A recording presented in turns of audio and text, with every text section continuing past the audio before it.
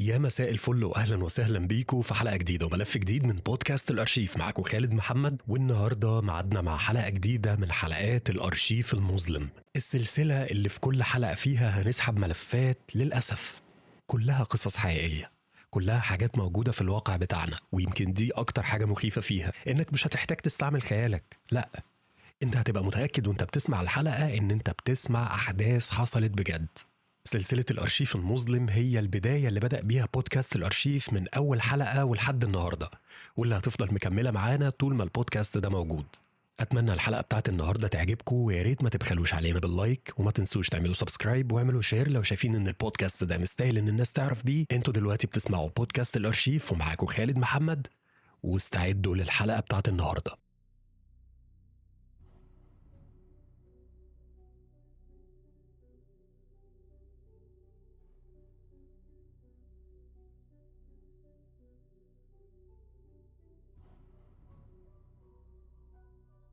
كنت عارفة إن مشوار المغسلة الساعة 2 بعد نص الليل مش هيعدي على خير، بس ما كانش بإيدي حاجة تانية.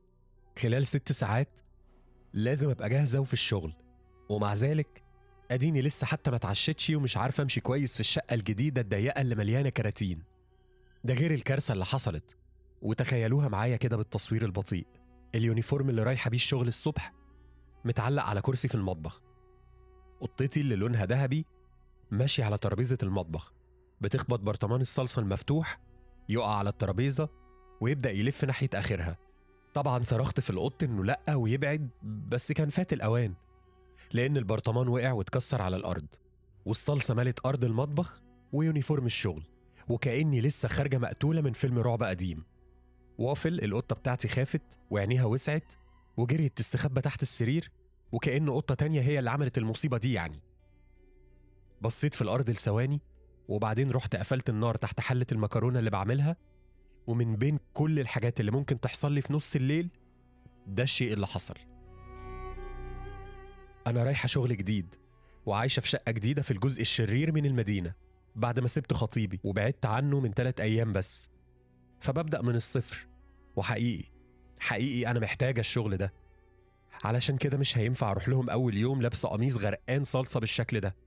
حطيت الهدوم في شنطة الغسيل ونزلت أدور على مغسلة فاتحة في ميعاد زي ده. يا دوبك لسه المطر واقف، علشان كده الشارع كان مهجور تماما، وأنا لسه مش حافظة المكان قوي. بس أنا فاكرة إني شفت مغسلة فاتحة 24 ساعة، ده اللي مكتوب على اليافطة بتاعتها، قبل بيتي تقريبا بشارعين أو أكتر. مشيت لحد ما شفت اليافطة من بعيد، خدت نفس عميق وقلت لنفسي إن كل حاجة هتبقى كويسة. علقت شنطة الغسيل على كتفي ومشيت ناحية اليافطة. هوا الليل البارد وريحة المطر مالوا مناخيري ورئتي، وصوت الفكة اللي في جيبي كان بيعلى مع كل خطوة باخدها. هو أنا ليه خايفة كده؟ صحيح إن المنطقة معروفة بإنها خطر، خصوصا بالنسبة للبنات اللي زيي، وبالليل في ميعاد زي ده، أو على الأقل ده اللي صحابي قالوه لما عرفوا إني هنقل هنا. بس زي ما قلت لكم، مفيش في إيدي حاجة أعملها غير كده، خصوصا إني ببدأ من الصفر والإيجارات هنا رخيصة جدا. ده طبعا غير إن المنطقة دي تعتبر أبعد منطقة عن المكان اللي ساكن فيه خطيبي القديم، ودي بصراحة أكتر حاجة تهمني في الموضوع.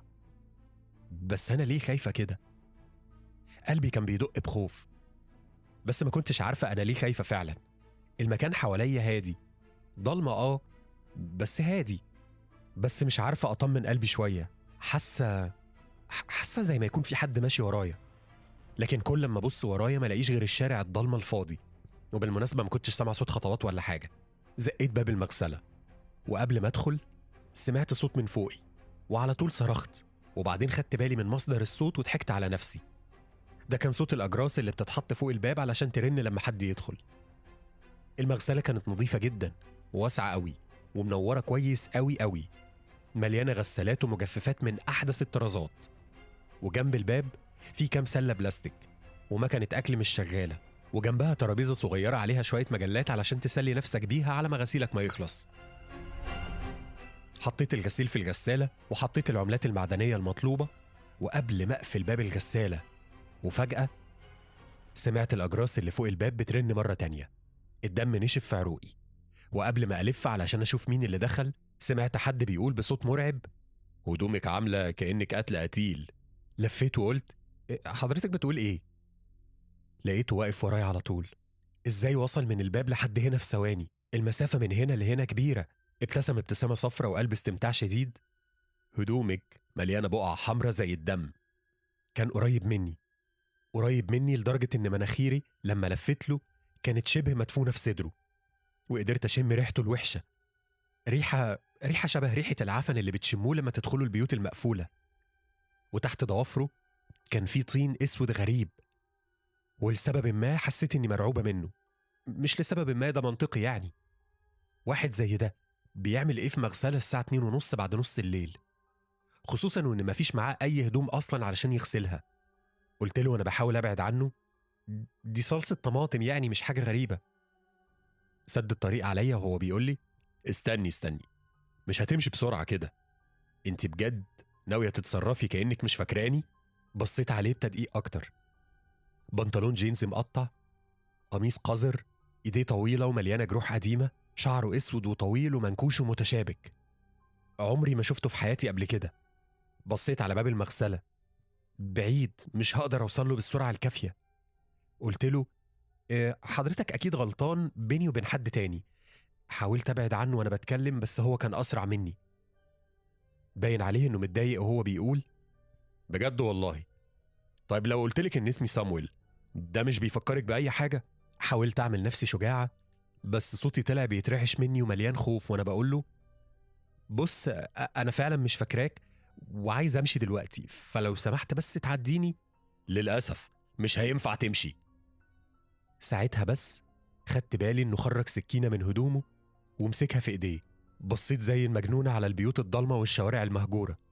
مفيش مخلوق يوحد ربنا في الشارع ممكن ينقذني منه، مفيش حد ممكن استنجد بيه. قفلت عيني. لو كنت قفلت البرطمان أو علقت الهدوم في حتة تانية ما كانش بقى ده حالي وما كنتش زماني محطوطة في الموقف ده. بس ثواني، كل ده صامويل لا ضربني بالسكينة ولا حتى باين عليه الشر، على الأقل لحد دلوقتي. وكأنه قرأ أفكاري قال: أكيد بتسألي نفسك واحد زيي بيعمل إيه هنا؟ بس لأ، ده مش صح. الحاجة الوحيدة اللي كنت بسأل نفسي عليها هي إزاي أخد منه السكينة دي أو حتى أبعد عنه. بس قررت أخرس وهز راسي علشان الليلة تعدي. قريت في حتة قبل كده إنك لو لقيت نفسك في مواجهة مع واحد زي ده، الأحسن إنك تخرس وما تستفزوش بالكلام. وهو لما لقاني ساكتة قرر يكمل كلامه: وأنا كمان ممكن أسألك نفس السؤال. واحدة زيك بتعمل إيه هنا وفي وقت زي ده؟ ومش عايز أسمع إجابة زي بغسل هدومي من الصلصة. أقصد الإجابة الحقيقية. أنت إيه اللي جابك هنا؟ السؤال فاجئني فعلا، ولقيت نفسي ببص للسكينة بشكل لا إرادي. كنت عارفة إيه اللي ممكن يحصل لو إجابتي ما عجبتش صامويل. ما تجاوبيش لو مش عايزة تجاوبي، بس فكري في الموضوع كويس. دلوقتي بقى تحبي تتفضلي تقعدي؟ لسه قدامنا شوية وقت لحد ما دورة الغسيل ما تخلص يا بيه. مشيت ناحية الكرسي قبل ما أقف فجأة.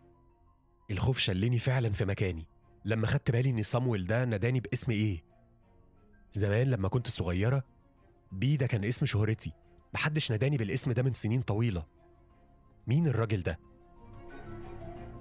قعد بيني وبين الباب وقال بلهجة كلها تحذير: بلاش تحاولي تعملي أي حاجة غبية لو سمحتي، أنا مش عايز أي أذى يطولك. طريقة غريبة قوي للتحذير، باعتبار إن هو اللي ماسك السكينة ومصدر الخطر. بس بعد ما خلص جملته سند ظهره لورا وقعد ثابت بدون أي حركة كأنه تمثال. وفي حين إن مفيش أي حاجة أقدر أعملها لحد ما غسيلي ما يخلص، بدأت أفكر في سؤاله: أنا بعمل إيه هنا؟ حقيقي أنا بعمل إيه هنا؟ الموضوع بدأ بخناقة بسيطة على حاجة هايفة. تقريبا كنت أنا ونيت خطيبي بنتخانق على دور مين في غسيل الأطباق، وفجأة ضربني بالقلم على وشي. وقفت في مكاني اللحظة وأنا مش مصدقة اللي عمله. بصيت له اتفاجئت بنظرة الرضا والسعادة اللي كانت على وشه لما عمل كده. بس نيت كان طيب وهادي وكان بيحبني، وعمري ما كنت أتخيل إنه ممكن يضربني. بس أنا ما كنتش هسكت على كده. بابا كان بيضرب ماما وأنا صغيرة، وشفت كل اللي اضطرت تمر بيه بسبب ده. علشان كده وعدت نفسي إني مش هرتبط بأي حد بيضربني أو بيعاملني معاملة وحشة. وعلشان كده الأمر كله انتهى في اللحظة دي. بدأت ألم حاجتي فورا وتجاهلت تماما أي كلام بيقوله. أو أي اعتذارات ووعود بيقدمها، من أول أنا ما كنتش قاصد أصلا إني أضربك، لحد آسف ومش هعمل كده تاني. بس خلاص، أنا ما كنتش شايفاه، أنا كنت شايفة بابا اللي بيضرب ماما وبيأذيها نفسيا وجسديا. كنت لسه حاسة بوجع الضرب على وشي. ركبت تاكسي ومشيت وأنا مش معايا غير 4 شنط وقطة وحساب بنك فيه فلوس ما تكفيش أي حاجة. بطلت أرد على تليفوني، عملت بلوك لرقم نيت. حتى لما خدت بالي إني نسيت اللابتوب بتاعي عنده، قررت إني مش هرجع أجيبه، وإن ده التمن اللي بدفعه علشان أهرب من الجحيم بتاعه. بدأت أعيط وأنا ببص لصامويل بنظرته المرعبة وسكينه المخيفة. أنا إزاي حياتي وصلت للمرحلة دي؟ إزاي بوظت كل حاجة بالشكل ده؟ ما كنتش عايز أطلب مساعدة من حد، لا من عيلتي ولا حتى من أصحابي. كنت محرجة قوي أقول لحد إن نيت ضربني. أعتقد إن هي دي إجابة السؤال. دي إجابة سؤال أنا بعمل إيه هنا في مكان زي ده وفي وقت زي ده. مسحت دموعي وبصيت على الأرض، وفجأة سمعت صوت الغسالة، وحسيت بإيد خشنة بتمسك كتفي، وسمعته بيقول غسيلك خلص يا بيه. خدت هدومي من الغسالة وفكرت، يا ترى الساعة بقت كام؟ 3:30؟ 4؟ خلاص كلها كام ساعة والسما تنور والناس تنزل تملى الشوارع مرة تانية. ساعتها بس يمكن يبقى عندي فرصة إني أهرب من المجنون ده، وده طبعا لو عشت لحد ساعتها. بس أخدت بالي من حاجة، إني زي ما فهمت ده أكيد صامويل فاهم ده كمان، وعارف كويس إن فرصته بتقل بمرور الوقت. حطيت الهدوم في المجفف وبصيت لصامويل، لقيته رجع قعد مكانه وساب السكينة على رجله وسند ظهره لورا، وسبت مكانه تاني زي التمثال بالظبط. لما هدومي خلصت خدتها من المجفف، بصيت لصامويل لقيته زي ما هو. علقت شنطة الغسيل على كتفي ومشيت ناحية الباب، يمكن لو اتصرفت عادي وخرجت من هنا هيسيبني. مسكت أكرة الباب وفتحته، وسمعت صوت الأجراس، وزقيت الباب وخرجت، ومن ورايا سمعته بيقول خدي بالك من نفسك يا بيه.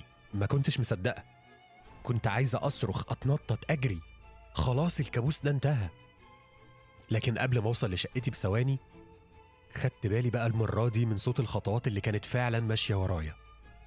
هي خسارة، حلم الهروب كان أجمل من إنه يكون حقيقة، وكنت عارفة إني لازم أجري، بس الخوف شلني في مكاني. وقفت مكاني مش قادرة أتحرك، بلعت ريقي بصعوبة واستنيت الضربة، بس مفيش حاجة حصلت. اللي حصل إني سمعت صوت شهقة مكتومة، وبعدين صوت جسم تقيل بيقع على الأرض، وأخيرا لما استجمعت شجاعتي وبصيت ورايا شفت نيت واقع على الأرض في بركة دم، ماسك في إيده سلك كان ناوي يخنقني بيه من ظهري، وعلى وشه أكتر تعبير ألم وخوف شفته في حياتي. بس المرعب أكتر هو السكينة اللي اتغرزت لحد آخرها في صدره، السكينة اللي كنت لسه شايفاها من دقايق معدودة. أخدت كذا يوم لحد ما فقت من الصدمة، وكذا يوم كمان لحد ما قدرت أفهم إيه اللي حصل. اللي حصل إن نيت فتح اللابتوب بتاعي لأنه كان عارف الباسورد، وقدر يتتبع التليفون بتاعي لأنهم مربوطين ببعض، وعرف مكاني وقدر يوصل لي ويراقبني لحد ما الظروف حكمت عليا إني أنزل في وقت زي ده، وكان ناوي يخنقني ويخلص مني انتقاما على إني سبته. بس هنا ظهر سؤال مهم، مين صامويل؟ وجه منين؟ وإزاي كان عارفني كويس قوي كده؟ من يومها وأنا بزور المغسلة كل يوم الساعة 2:30 بعد نص الليل. مش عارفة ليه، يمكن علشان ألاقيه، أو علشان أثبت لنفسي إني مش مجنونة. كده كده البوليس خرجني براءة وقالوا إني مش مسؤولة عن موت نيت خالص، بس أنا كنت محتاج أفهم. لحد ما في يوم وأنا قاعدة في المغسلة قررت أقرأ واحدة من المجلات القديمة، ولقيت فيها خبر وصورتين لفتوا انتباهي جدا، شاب جديد يموت بسبب تعاطي المخدرات. والصورة الأولى كانت لصامويل بس وهو نظيف مبتسم للكاميرا، والتانية لشاب اسمه سامي. بمجرد ما شفته بدأت أفتكر كل حاجة. سامي أنتيمي في الدراسة وأنا صغيرة شوية، سامي اللي اختفى من سنين وما كنتش متخيلة إنه لما يكبر شوية ملامحه هتتغير وتتبهدل كده لدرجة إني مش هعرفه، مش هعرف إنه صامويل. سامي وصامويل هما نفس الشخص، بس واضح إن الإدمان والمخدرات بهدلوه. كان مكتوب في الخبر إنه مات بسبب جرعة هيروين زيادة، وفي نفس المنطقة هنا. وإنهم لقوا جثته من شهر تقريبا. لكن لو صامويل مات من شهر، مين بقى اللي قتل نيت؟ أو إيه اللي قتله؟ ما عنديش أي تفسير للي حصل، بس بروح كل يوم المغسلة الساعة 2:30 بالليل، وكل ما بسمع الأجراس اللي فوق الباب أعرف إن حد دخل المغسلة، وابتسم وألف وأبصله لأني متأكدة إنه في يوم من الأيام هشوفه وهشكره على اللي عمله علشاني حتى وهو ميت.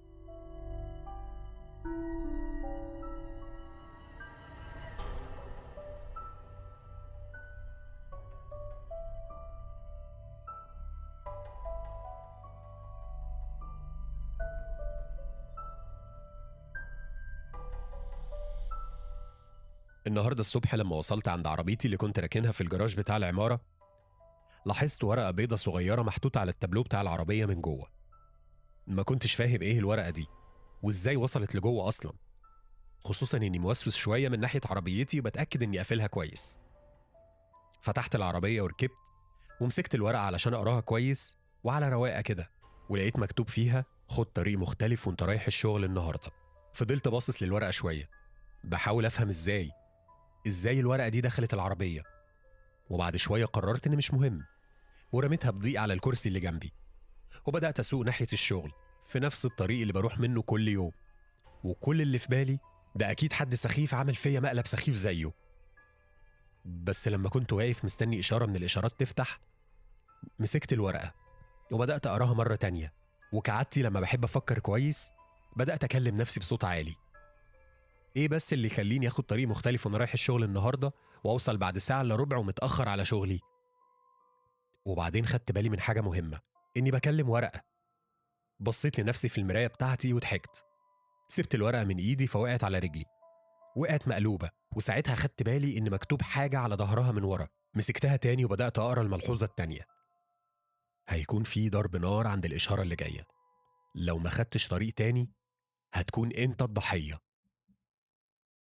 حسيت بمعدتي بتتقلب بعد ما قريت الملحوظة دي، وجسمي اترعش لما العربية اللي ورايا زمرت بصوت عالي، لأن الإشارة بقت خضرة وأنا كنت سرحان في الورقة وما خدتش بالي. ضغطت على دواسة البنزين واديت إشارة، وقررت ألف واخد طريق تاني فعلا.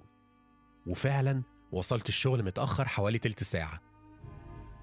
مديري طلب يشوفني في مكتبه بمجرد وصولي الشغل. كنت لسه ماسك الورقة في إيدي فحطيتها في جيبي اللي ورا قبل ما أدخل مكتبه بثواني. أول ما شافني قال لي: وسعادتك جاي متأخر ليه إن شاء الله؟ قلت له: يومي ما كانش حلو أنا آسف، واضطريت إني آخد طريق زحمة علشان أوصل هنا. رد عليا بعصبية: أنت ما بتزهقش طيب من كتر الحجج والأعذار دي ولا إيه؟ طيب علشان تبقى عارف هو ده سبب تأخر ترقيتك. مش ممكن أوافق على ترقية واحد مهمل زيك، واحد زيك ما ينفعش يتحمل مسؤولية شركة. دفعت عن نفسي وقلت له: بس أرقامي أحسن من أرقام أي حد تاني في الشركة كلها، محدش هنا بيعمل مبيعات ولا بيحقق تارجت ولا بيجيب فلوس ومكسب للشركة دي قدي. بتحقق أرقام ونتائج كويسة صح، بس هل أنت إنسان مسؤول ينفع يعتمد عليه؟ بتأخيرك النهاردة أنت أثبتت إنك غير مسؤول وما تنفعش، علشان كده هشوف حد تاني يترقى مكانك، حد مسؤول وقد الشغل. اتفضل يلا على شغلك، مش عايز اسمع منك ولا كلمة في الموضوع ده تاني. خرجت من مكتبه وانا متضايق، بس ما رجعتش مكتبي. نزلت قعدت في عربيتي لحد ما اهدى. ما كنتش عايز حد يشوفني وانا في الحالة دي. مديت ايدي في جيبي وطلعت الورقة وصرخت بعلو صوتي ان ورقة غبية جدا جدا زي دي بوظت عليا الترقية بتاعتي. فتحت الورقة وخدت بالي ان مكتوب فيها ملحوظة مختلفة شوية المرة دي، ملحوظة اطول بس مكتوبة بنفس الخط، ومكتوب فيها: مديرك مش عايز يديلك الترقية لأنه بيخون مراته مع واحدة من زمايلك في الشغل، وكان بيدور على سبب علشان يتلكك لك ويسحب منك الترقية، وكده كده هيعلن عن ترقيتها بكرة الصبح. قعدت دقيقة تقريبا مش فاهم إيه اللي أنا قريته ده، ويبدو إني في وسط الدهشة اللي كنت فيها نسيت تماما إن في إيدي ورقة سحرية بتقولي حاجات غريبة، ده غير إن الكتابة اللي عليها بتتغير طول الوقت. بس الغضب كان مسيطر عليا تماما لدرجة إني ما فكرتش في كده، وما كنتش بفكر غير في حاجة واحدة بس، إني أرجع المكتب وأضربه. وبعدين فكرت في حاجة مهمة. الصبح لما سألت الورقة سؤال جاوبتني عليه إجابة واضحة وصريحة على ظهرها. خدت نفس عميق وصرخت بكل الغضب اللي ماليني: وإزاي محدش هيعاقبه على اللي بيعمله ده؟ وإزاي أصلا هترقى لو الوضع فضل كده؟ قلبت الورقة وشفت إجابة سؤالي بتظهر قدامي، وبمجرد ما الإجابة كملت بدأت أقراها. مديرك هيموت نفسه كمان أسبوعين بعد ما يموت عشيقته وهي نايمة، وكل ده لأنه هيكتشف إنها نقلت له مرض قاتل. ساعتها هيبقى قدامك وظيفتها ووظيفته، تختار ما بينهم براحتك عادي. سكت تماما، وقعدت أقرأ الملحوظة أكتر من مرة وجوايا شعور مرعب. مش المفروض أعرف المعلومات دي. حسيت إني مش قادر أكمل الشغل وإني محتاج أرجع البيت حالا. حطيت الورقة في جيبي ومشيت. عديت من الطريق اللي كان المفروض أروح منه الشغل، لقيته مقفول ومليان عربيات شرطة، وقالوا لي إن حصل ضرب نار الصبح وكذا حد مات. وصلت البيت وعملت لنفسي حاجة أشربها، ودعيت ربنا إني أقدر أهدى شوية علشان أعرف أفكر، يمكن أفهم أي حاجة من اللي حصلت النهاردة. دخلت أوضة مكتبي، قعدت قدام اللابتوب بتاعي وبدأت أدور على أي حاجة تخص ورقة سحرية بيظهر عليها كلام، بس كل اللي لقيته كان شوية قصص وشوية روايات. بس فكرت في طريقة تانية أعرف بيها الإجابة. هسأل الورقة نفسها. طلعت الورقة وسألتها: يا ترى مين اللي ساب الورقة دي في عربيتي الصبح؟ الملحوظة الجديدة بدأت تتكتب على ظهر الورقة. اسمها اللي بتحب الناس تناديها بيه هو الحقيقة.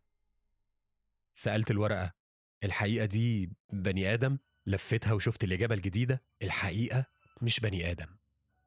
سألتها: طيب ممكن أعرف شكلها إيه؟ بدأت أقرأ الإجابة: الحقيقة 6 رجلين و4 إيدين. صحيح ملهاش عيون، بس ليها 8 ودان و15 فم في كل أنحاء جسمها، وأسنانها حادة وخطيرة. ريقي نشف وأنا بقرأ الوصف اللي مكتوب قدامي. جسمي كله أشعر، وكل اللي قدرت أعمله هو إني أسأل السؤالين اللي جم في بالي وقتها: الحقيقة عايزة مني إيه؟ وليه ادتني الورقة دي؟ الإجابة اللي اتكتبت قدامي كانت أكتر حاجة مرعبة حصلت لي في حياتي. تحب تسألها بنفسك؟ هي واقفة وراك دلوقتي. الورقة وقعت من إيدي، جسمي كله كان بيترعش، وقعدت في مكاني زي المشلول ومش قادر أتحرك، أو خليني أقول إني مش عايز أتحرك. مش عايز أشوف الحقيقة القبيحة دي ورايا. بعد شوية سمعت صوت حد بيفتح باب البيت، وسمعت صوت خطيبتي بتنادي: أنت فين؟ أنا محتاجة أتكلم معاك ضروري. وبعد لحظات سمعتها بتتحرك في المطبخ.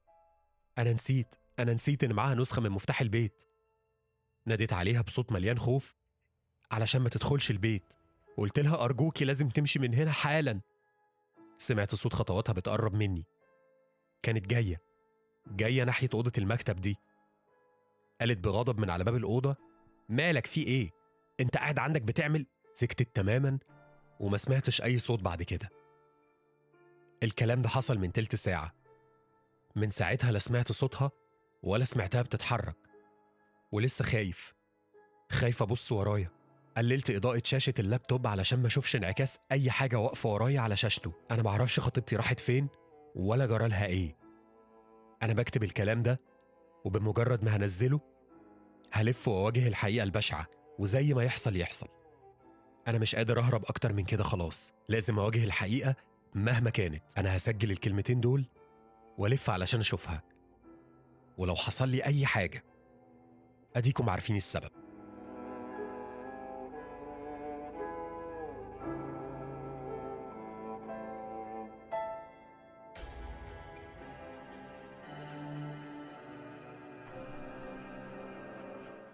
طول عمره عايش لوحده، لا بيحب حد يزوره ولا بيحب يزور حد، ورغم كده فاكر كويس قوي إنه حنين طيب ودايما مبتسم ولطيف.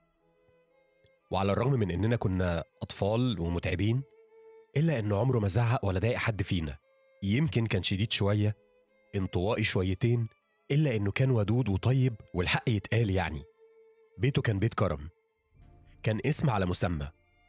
اسمه كان أكرم، وكان أكرم خلق الله. ولكن فجأة بعد وفاة جدي الله يرحمه كل حاجة اتغيرت.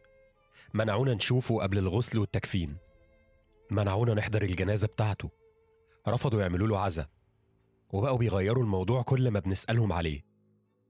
قالوا لنا إن دي كانت رغبته وإن دي كانت وصيته.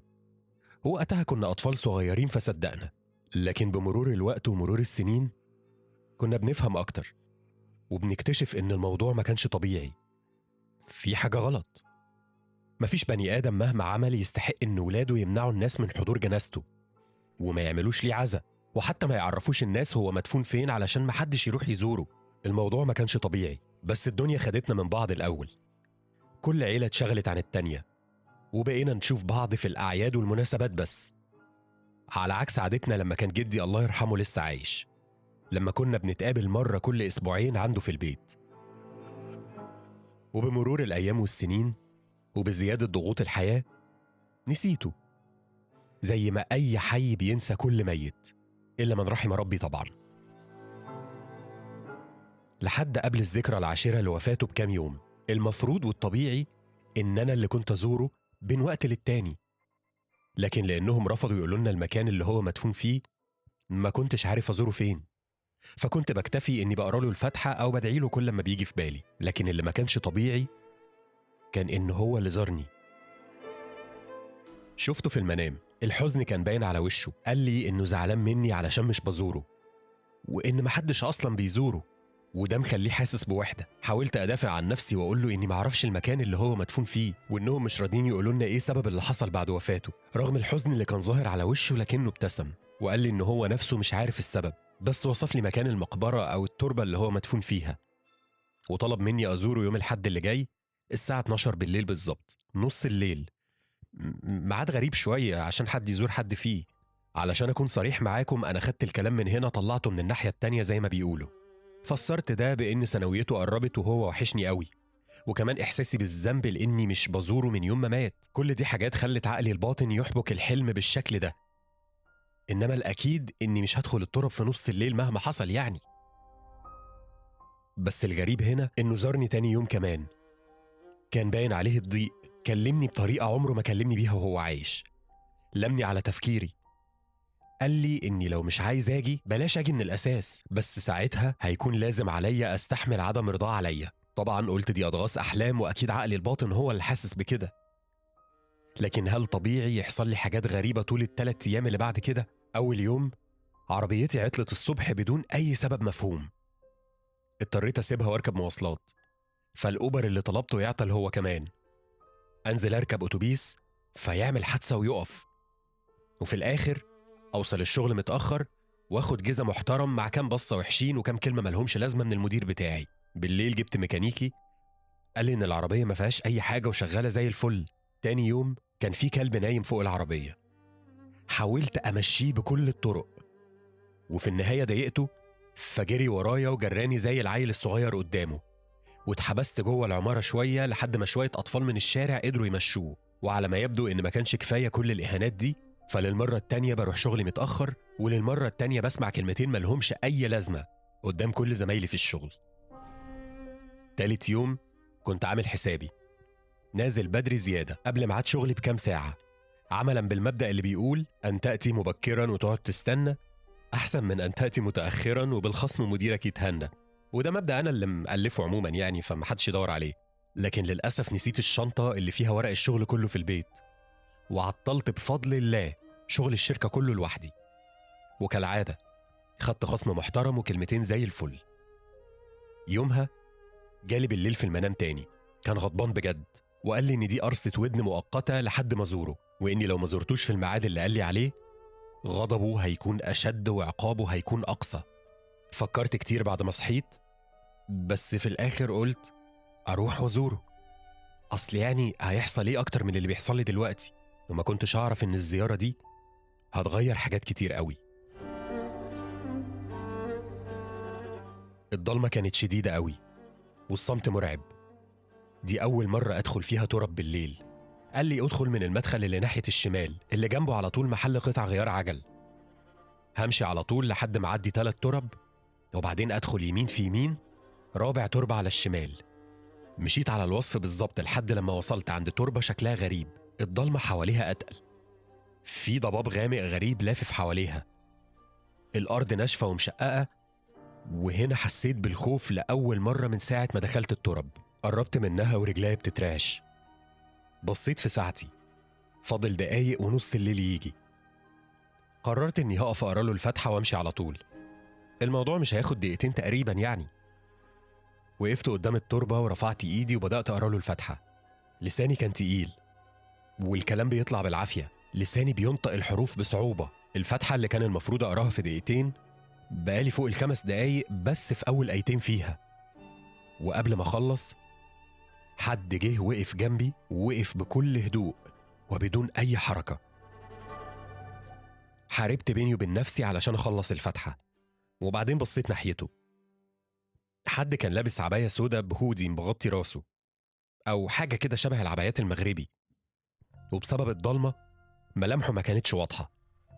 تجاهلته تماما ولفيت وشي وكنت على وشك أمشي، لكنه مسك إيدي بقوة، قوة لا يمكن تكون طبيعية، وقال لي بصوت نشف الدم في عروقي: ايه رايح فين؟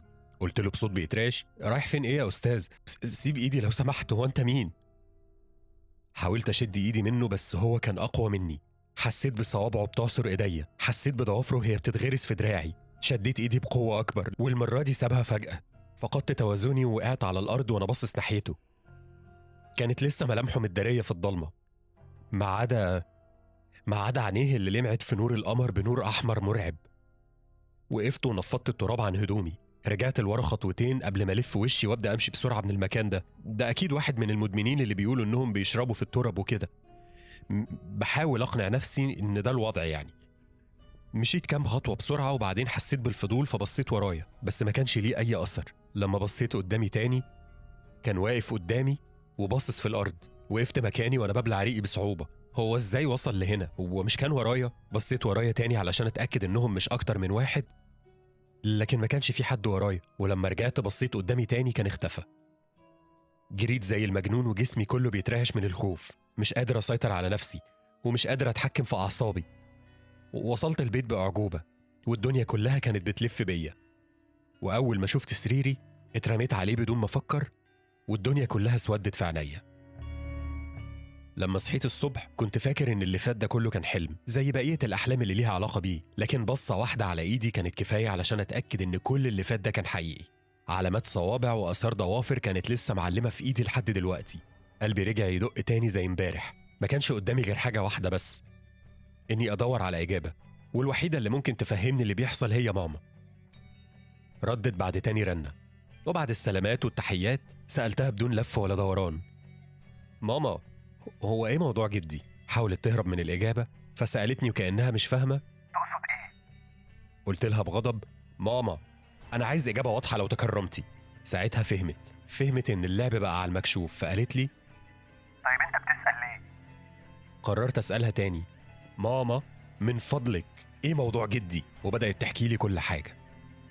قالت لي إنه مات في ظروف غامضة ومش مفهومة. لقوه ميت وعلى جسمه آثار حروق، رغم إن كل حاجة حواليه ما كانش فيها أي آثار لأي نار.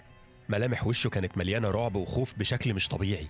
أوضته كانت مليانة كتب سحر وحاجات غريبة. جدتي قالت إنه في أواخر أيامه قال لها إنه خايف طول الوقت، ده غير إنه كان متغير وبيتصرف تصرفات مش طبيعية وغريبة جدا. لكن كل ده كوم، والورق اللي لقوه في إيده كوم تاني، ورق سحر مليان كفر وخروج عن الملة مقابل الحصول على قوة معينة وتسخير خادم معين من الجن. وللأسف الورق ده كان مكتوب فيه حاجة مهمة، إن أيا كان اللي عمل في جدي كده فهو لسه موجود للأسف حتى بعد وفاته، لكن صراعه مع جدي خلاه يفقد كل قوته، على شرط إنه ممكن يستعيد كل قوته دي لو حاجة واحدة حصلت: إن حد يزور قبر جدي في نص الليل في سنوية وفاته ال10، وفي ليلة يكون القمر فيها مكتمل. ساعتها وساعتها بس هيرجع تاني، ويمكن كمان يكون أقوى من الأول. علشان كده اتفقت مع اخواتها محدش يزوره ولا حد يعرف حد براهم بالمكان اللي هو مدفون فيه علشان يطمنوا ان الزيارة دي مش هتتم. وده اللي حصل فعلا طول ال10 سنين اللي فاتوا، لحد لما الكيان ده ايا كان نوعه قدر ان هو يجيلي في المنام ويخدعني على انه جدي علشان يستدرجني للمكان وانفذ كل شروطه بدون ما اعرف. بعد ما امي خلصت كلام بلعت ريقي بصعوبة وقلت لها بصوت بيترعش من كتر الخوف: انا اسف يا ماما. ردت عليا وقالت لي: على ايه يا حبيبي؟ بس كنت حطيت السماعة. عينيا كانت ثابتة على أزاز النيش اللي قدامي، وعليه كنت شايف انعكاسه وهو بيقرب من ورايا، لابس العباية والهودي، بس المرة دي ملامحه كانت باينة. بلعت ريقي مرة تانية، قرب مني قوي وهمس في وداني: شكرا. ودي كانت آخر كلمة يقولها قبل ما لمبات البيت كلها تفرقع والظلام يسيطر على كل حاجة.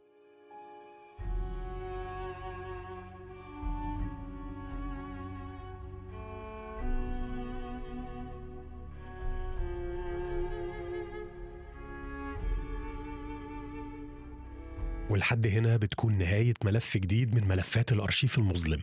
أتمنى إن حلقة النهاردة تكون عجبتكم، وأتمنى إن اللي لسه ما عملش لايك ينزل يعمل لايك دلوقتي، واللي ما عملش سبسكرايب ينزل يعمل سبسكرايب، واعملوا شير لو شايفين إن البودكاست ده يستاهل إن الناس تعرف بيه.